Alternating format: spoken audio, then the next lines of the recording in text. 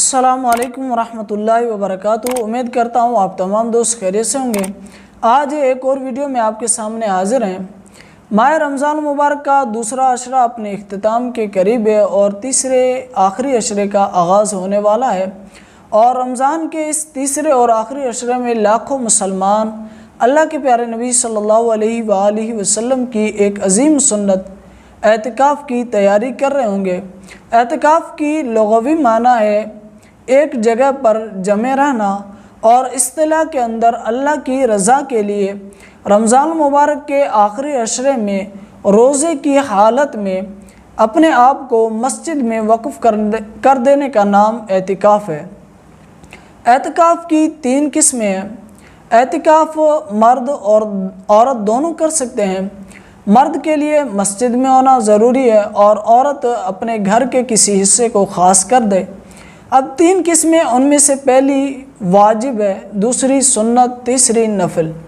واجب کوئی نظر مانے کہ میرا فلاں کام ہو گیا تو میں اعتکاف کروں گا، اس صورت میں اعتکاف واجب ہو جاتا ہے، اور واجب کے لیے مرد کے لیے مسجد میں ہونا ضروری ہے اور روزہ بھی اس کے لیے ضروری ہے۔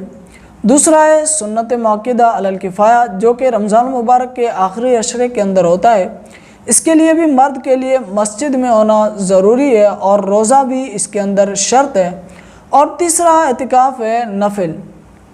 جب بھی مسجد میں جانے کی توفیق ملے تو اعتکاف کی نیت کر لے تو یہ اعتکاف نفل ہو جاتا ہے۔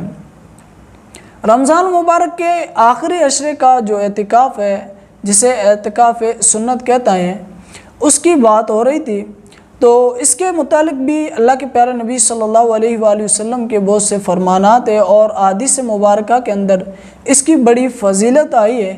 حدیث شریف کے اندر آتا ہے کہ جو شخص اعتکاف کرتا ہے اسے 2 حج اور 2 عمروں کا ثواب ملتا ہے۔ ایک حدیث مبارکہ کے اندر آتا ہے کہ اعتکاف کرنے والے شخص کے گناہوں کو بھی معاف کر دیا جاتا ہے۔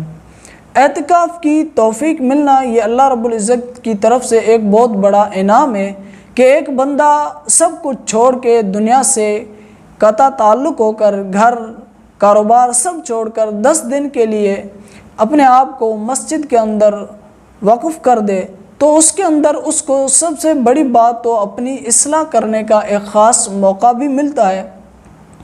امام غزالی رحمۃ اللہ تعالیٰ علیہ فرماتے ہیں کہ اپنی اصلاح کرنے کے لیے اعتکاف کرنا ایک بنیادی حیثیت رکھتا ہے، اور اعتکاف کرنے والے شخص کی بھی یہ نیت ہونی چاہیے کہ میں اعتکاف کروں گا، سب سے پہلے تو اپنی اصلاح کروں گا، اپنے آپ کو سدھاروں گا، سنواروں گا۔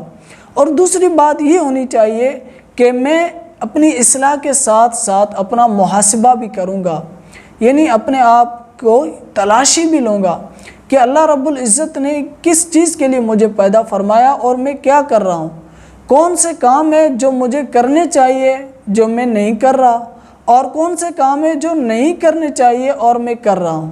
اور تیسری بات مراقبہ کرنا چاہیے، یعنی اللہ رب العزت کو یاد کرنا چاہیے اور اس کی نعمتوں کو یاد کرنا چاہیے کہ اتنی بڑی نعمتیں جو اللہ نے ہزاروں لاکھوں میرے اوپر جو کر دی ہیں، کیا میں اس لائق تھا۔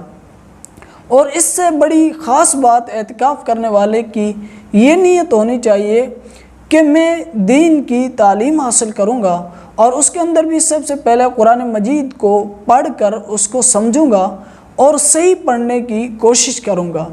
اور اس کے ساتھ ساتھ رمضان المبارک کے اندر جب یہ اعتکاف کی توفیق ملے تو کوشش کرے کہ پیارے نبی صلی اللہ علیہ وآلہ وسلم کی سنتوں کو سیکھے۔ جیسے مثال کے طور پر کھانا پینا، عام طور پر کھانا ضروری ہے، ہم روزانہ کھاتے ہیں، پینا بھی ضروری ہے، دن میں کافی مرتبہ پانی پیا جاتا ہے، لیکن اگر یہ کھانا صرف کھانا یا پینا پیاس یا بھوک مٹانے کے علاوہ اگر اس کو سنت سمجھ کر اور سنت کے مطابق ہی کھایا جائے تو پیاس بھی بجھے گی اور بھوک بھی ہٹے گی، اور اس کے ساتھ ساتھ سنت کا ثواب بھی ملے گا۔